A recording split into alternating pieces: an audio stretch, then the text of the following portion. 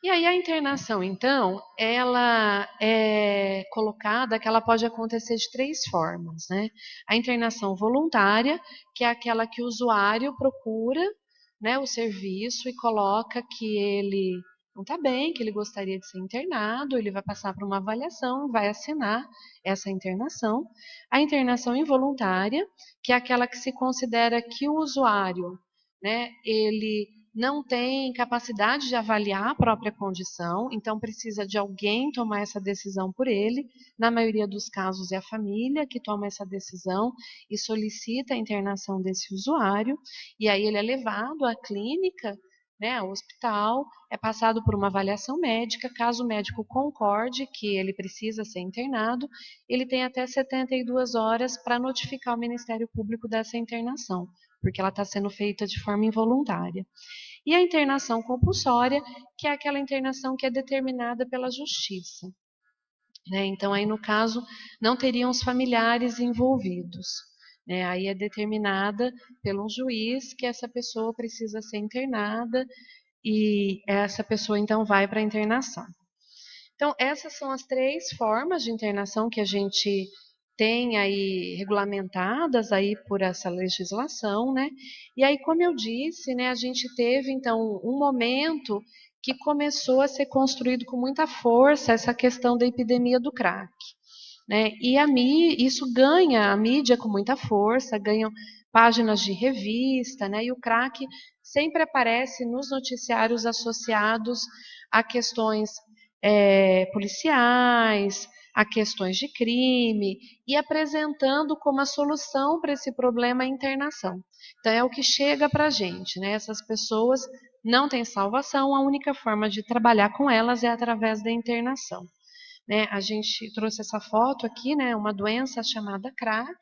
Então a gente vê como que se coloca no crack, né? Até uma força muito grande, né? Como se fosse algo que dominasse totalmente o indivíduo e ele por ele próprio, né? Com uma característica como se ele fosse algo espírito que tomasse conta, né? E dominasse essas pessoas, né? E aí começam, né, a se dar visibilidade para alguns lugares, como ficou conhecido, principalmente em São Paulo e hoje em diversos lugares no Brasil, a gente fala sobre as cracolândias, né?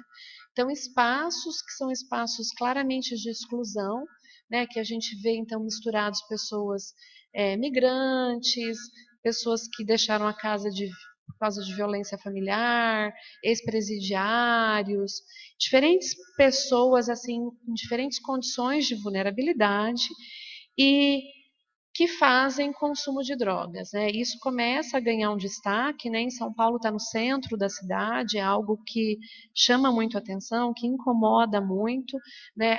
O crack é eleito aí como a grande problemática, então a gente tem que, né? O lugar passa a ser chamado Cracolândia, isso toma as mídias, a gente tem que fazer alguma coisa com essas pessoas que são pintadas como se fossem zumbis, como se fossem pessoas aí sem nenhuma vontade, né, sem nenhuma crítica.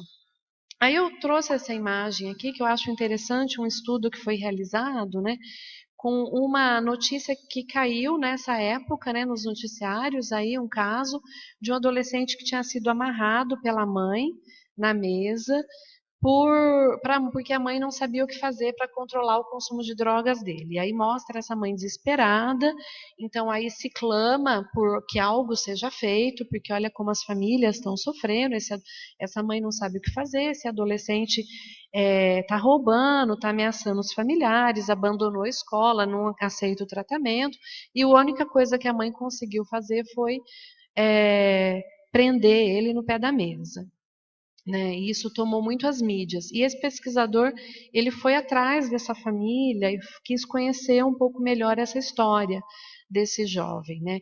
E aí ele traz, acho que é interessante assim, as narrativas que são silenciadas com essa narrativa desse jovem dependente, né? Então, um jovem de um contexto familiar de extrema vulnerabilidade, né, numa família, né, que tinha um pai que era alcoolista e que sofria uma violência doméstica desde criança. né? Então, essas narrativas são silenciadas, não se fala nisso, né? E o que a gente vê é apenas um jovem dominado pelo crack, né? Com uma família que está tentando interná-lo e não tem nada para fazer, tem que amarrá-lo ao pé da mesa, né? Então é interessante a gente pensar quais narrativas que vão ganhando destaque, quais narrativas são silenciadas, porque as que ganham destaque vão impactar nas políticas que a gente vai construir para lidar com elas.